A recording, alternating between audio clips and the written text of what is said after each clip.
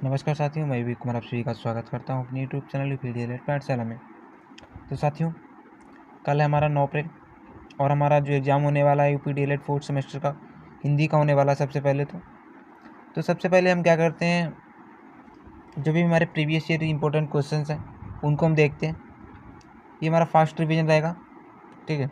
कोशिश हमारी यही रहेगी कि हम जितने भी प्रीवियस ईयर क्वेश्चन हैं उनको हम कवर करेंगे, बाकी के क्वेश्चन को हम साइड में रखेंगे, ठीक है, और फास्ट रिविजन करेंगे, ठीक है।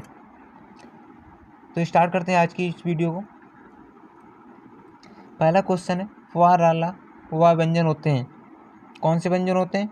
ये हमारा अंतस्थ व्यंजन होते हैं। इसका राइट आंसर सा हो जाएगा। अगला क्वेश्चन है हमारा, शुद्ध वर्तनी युक्त शब्द है, तो इसका जो राइट आंसर हो जाएगा वो हो जाएगा ऑप्शन नंबर बा हो जाएगा, उपयुक्त, ठीक है। अगला क्वेश्चन है, साकेत महाकाव्य के लेखक हैं, तो साकेत महाकाव्य के लेखक कौन है? मैथिली शरण गुप्त हो जाएंगे, ठीक है। इसका राइट आंसर ऑप्शन नंबर सा हो जाएगा। अगला क्वेश्चन है, क्वेश्चन नंबर 4, पंडित सोहनलाल द्विवेदी की रचना नहीं है, तो इसका जो राइट आंसर वो दो हो जाएंगे, सा और दा, पल्लव और झरना। झरना हमारी किसकी? जयशंकर प्रसाद की है, ठीक है। अगला क्वेश्चन है, वाक्य का गुण नहीं है,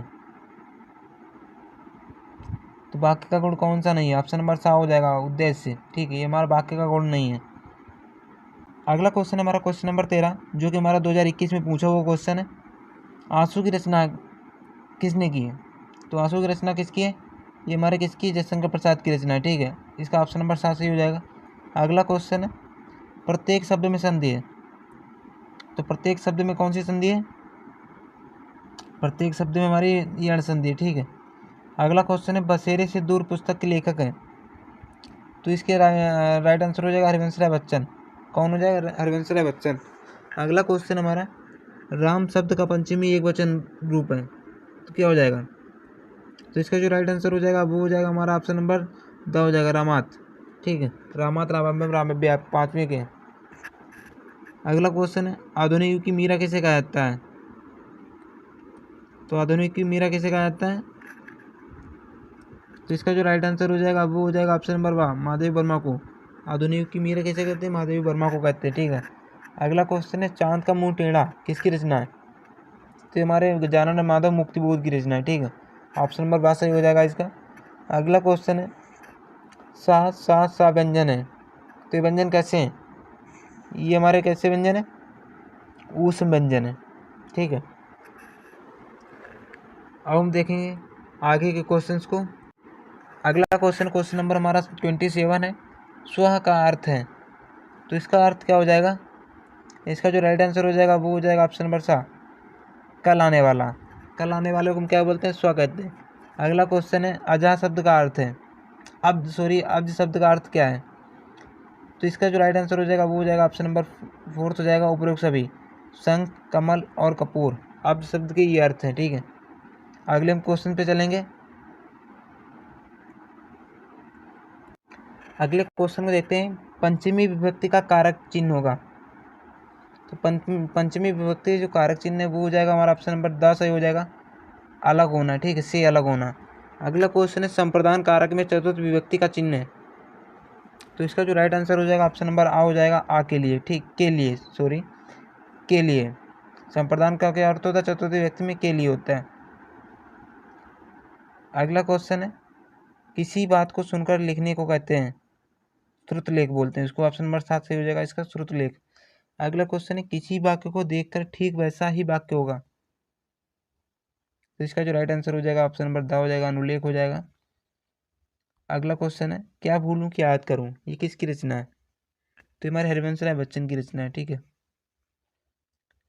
अगला क्वेश्चन है,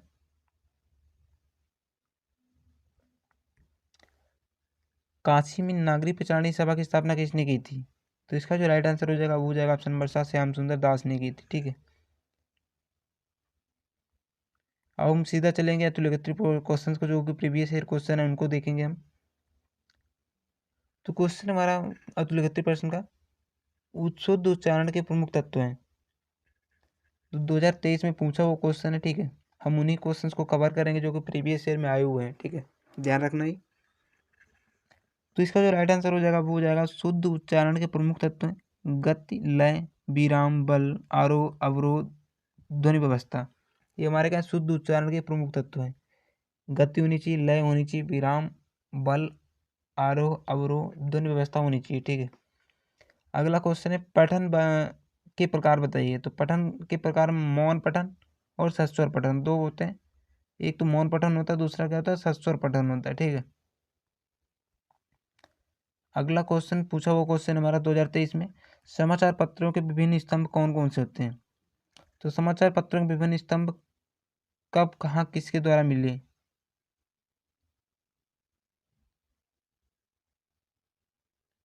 समाचार पत्रों के विभिन्न स्तंभ होते हैं कब, कहाँ और किसके द्वारा मिले, ये स्तंभ होते हैं। ठीक है। अगला क्वेश्चन है महादेवी वर्मा की प्रमुख रचनाएं कौन कौन सी हैं। तो महादेवी वर्मा की प्रमुख रचनाएं हैं यामा, दीपशिखा, नीरजा और निहार। ठीक है। अगला क्वेश्चन है बीजक काव्य संग्रह के कितने भाग हैं, नाम लिखिए। तो बीजक काव्य संग्रह के 3 भाग हैं, साखी, शवद, रमैनी। ठीक है।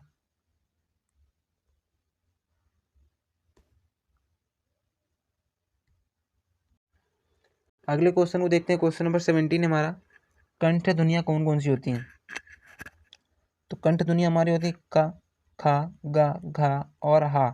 ये हमारी कंठ ध्वनियाँ होती हैं। ठीक है। अगला क्वेश्चन है हार शब्द में उपसर्ग जोड़ते हुए 2 शब्द बनाइए। तो हार शब्द उपसर्ग क्या होता है, जो लास्ट में लगता है, प्रहार। ठीक है। अगला हो जाएगा उपहार। ठीक है। अगला क्वेश्चन है, ये हमारा इंपॉर्टेंट क्वेश्चन हो जाएगा 2021 और 23 में पूछा हुआ क्वेश्चन है कि हित मनोहरी च दुर्लभम बचा सूक्ति का हिंदी अर्थ लिखिए। तो इसका जो हिंदी अर्थ हो जाएगा वो हो जाएगा हितकर प्रिय वचन दुर्लभ है। हितकर प्रिय वचन दुर्लभ है। अगला क्वेश्चन है, ये भी इंपॉर्टेंट क्वेश्चन है, 20, 21, 22 दोनों में तीनों में पूछा गया वो क्वेश्चन है कि हिंदी गद्य की 2 विधाओं के नाम लिखिए। तो हिंदी गद्य की 2 विधाएं कौन कौन सी जाएंगी, नाटक, एकांकी। ठीक है। और पूछे तो निबंध और कहानी हो जाएंगी। ये विधाएं हमारी। ठीक है। अगला क्वेश्चन है नदी एवं आकाश शब्द के 3 पर्यायवाची लिखिए। तो नदी के सरिता, तटनी, तरंगणी, तट भी हो जाएगा। अगला है आकाश, नव, गगन, अंबर, व्योम। ठीक है। अगला क्वेश्चन पूछा हुआ क्वेश्चन है विद्या शब्द पर संस्कृत भाषा में 2 वाक्य लिखिए। तो पहला हो जाएगा विद्या बहुविधा भवंती। अगला हो जाएगा विद्या विनयम ददाति, विद्या विनय देती। ठीक है। अगला क्वेश्चन है मौन पठन के उद्देश्य क्या है। तो मौन पठन का उद्देश्य द्रुतगति से पठन का अभ्यास करना तथा छात्रों का बोध शक्ति को विकसित कराना होता है। ठीक है। अगला क्वेश्चन है विद्या धर्मेण शोभते, सूक्त की हिंदी अर्थ में लिखिए। तो विद्या धर्म से सुशोभित होती है। विद्या क्या होती है, धर्म से सुशोभित होती है, इसका हिंदी अर्थ हो जाएगा। तो हम अगले क्वेश्चन पे चलेंगे। अगला क्वेश्चन हमारा क्वेश्चन नंबर 91 है नीति का कोई श्लोक लिखिए। तो नीति का 2022 में क्वेश्चन पूछा हुआ क्वेश्चन है। तो श्लोक ये है रूप यौवन संपन्ना विशाल कुलम संभावना विद्याहीना न शोभते निर्गंधा किसुका।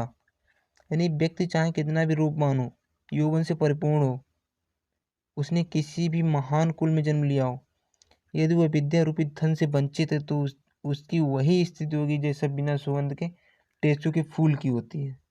ठीक है। अगला क्वेश्चन है कहानी के 2 प्रमुख प्रकारों के नाम लिखिए। तो कहानी के 2 प्रमुख प्रकार हैं ऐतिहासिक कहानी और धार्मिक कहानी। ठीक है। अगला क्वेश्चन स्वर्ण शब्द के पर्यायवाची लिखिए। तो सोना, कनक, कंचन, सुवर्ण, हिम, ये हमारे सोने के पर्यायवाची है। अगले को भी देख लेते हैं श्लेष अलंकार की परिभाषा लिखिए।